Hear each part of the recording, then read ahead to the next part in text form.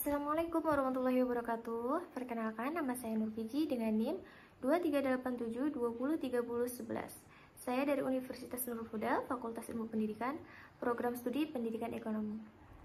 Baiklah, saya di sini ingin memenuhi tugas dari Bapak Kafir Ismail, yaitu mata kuliah Pengantar Ilmu Ekonomi. Baiklah teman-teman, next kita selanjutnya akan membahas mengenai elastisitas penawaran. Jadi elastisitas penawaran adalah pengaruh terhadap besar atau kecilnya level kepekaan perubahan jumlah barang yang ditawarkan terkait adanya perubahan harga dari barang tersebut. Elastisitas penawaran juga dapat diartikan sebagai suatu pengukuran kuantitatif yang menunjukkan sampai mana besar pengaruh dari perubahan harga ke atas perubahan penawaran. Dalam menganalisis elastisitas penawaran, perlu mengetahui koefisien elastisitas IS, yaitu persentase perubahan jumlah komoditas yang ditawarkan per unit waktu karena adanya persentase perubahan harga tertentu. Dan next, kita selanjutnya akan membahas mengenai rumus dari elastisitas penawaran, yaitu IS sama dengan delta Q per delta P dikali P1 per Q1. IS elastisitas penawaran, delta Q perubahan jumlah penawaran, delta P perubahan harga, P harga mula-mula, Q jumlah penawaran awal. Baiklah guys, sekarang kita akan membahas soal. Jadi soalnya kayak gini. Pada saat harga 10.000, jumlah sayuran yang ditawarkan adalah 100 buah. Namun ketika harganya turun menjadi 5.000, jumlah sayuran yang ditawarkan sebesar 50 buah. Berapakah tingkat elastisitas penawarannya? Baiklah, saya akan menjawabnya ya. Jadi delta Q sama dengan 100 buah dikurang 50 buah sama dengan 50 buah. Delta B sama dengan 10.000 dikurang 5.000. Jadi sama dengan 5.000 sama dengan 10.000. Q sama dengan 100 buah.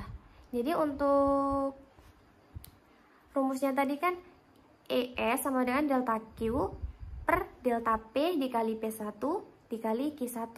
Jadi IS sama dengan 50 per 5.000 dikali 10.000 per 100. Jadi hasilnya adalah IS-nya 1. IS adalah elastisitasnya. Oke guys, next lagi ya. Jadi elastisitas penawaran mempunyai jenis-jenis elastisitasnya. Jenis-jenis elastisitas penawaran yaitu sebagai berikut.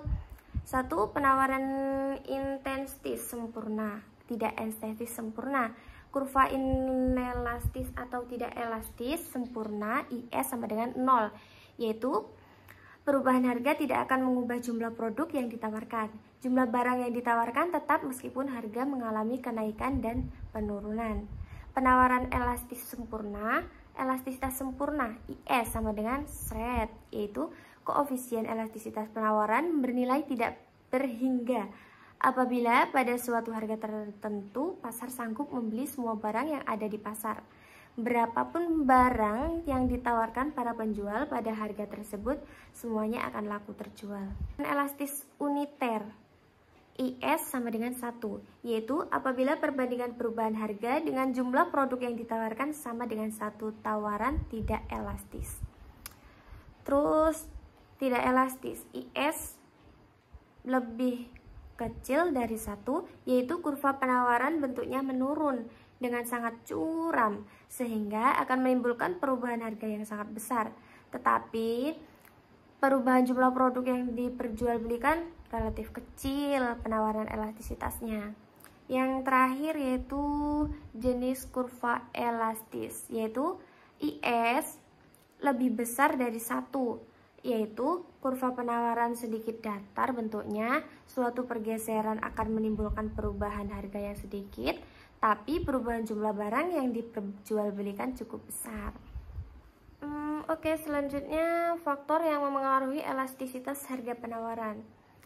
Elastisitas harga penawaran adalah bentuk ukuran atau indikator yang digunakan dalam ilmu ekonomi untuk menunjukkan daya tanggap, atau disebut juga sebagai elastisitas, dan juga kuantitas yang ditawarkan suatu barang atau jasa terhadap perubahan harganya.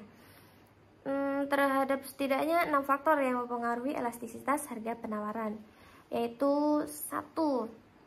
Ketersediaan bahan baku. Sebagai contohnya, ada ketersediaan dapat membatasi jumlah emas yang dapat diproduksi di suatu negara terlepas dari harganya. Demikian pula harga lukisan yang langka tentunya tidak mungkin mempengaruhi pasokan lukisan tersebut. 3.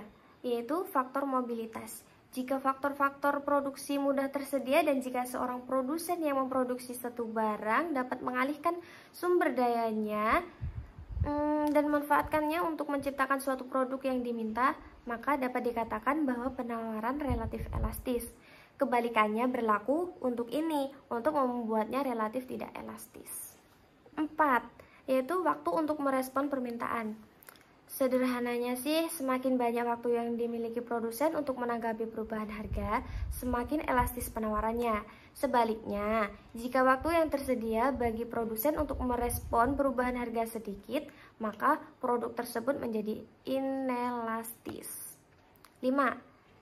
Keberadaan inventaris. Seorang produsen yang memiliki kapasitas yang tidak terpakai dapat dengan cepat menanggapi perubahan harga di pasarnya dengan asumsi bahwa faktor-faktor variabel sudah tersedia. Tentunya hal ini berbeda dengan produsen yang tidak mempunyai kapabilitas tersebut.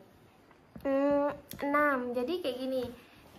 Cadangan atau kelebihan kapasitas dalam produksi. Adanya kapasitas cadangan dalam suatu perusahaan akan menunjukkan respon yang lebih proporsional dalam kuantitas yang ditawarkan.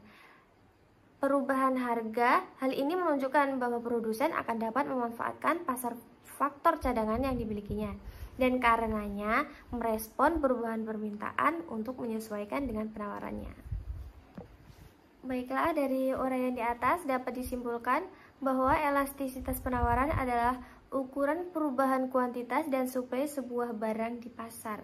Dapat juga diketahui bahwa penawaran sebuah barang akan selalu dipengaruhi oleh beberapa faktor, salah satunya adalah fleksibilitas dan lama produksi. Baiklah, terima kasih atas waktunya dan semoga video yang saya buat hari ini, malam ini, detik ini bermanfaat bagi yang mendengarkan dan saya akhiri. Wassalamualaikum warahmatullahi wabarakatuh.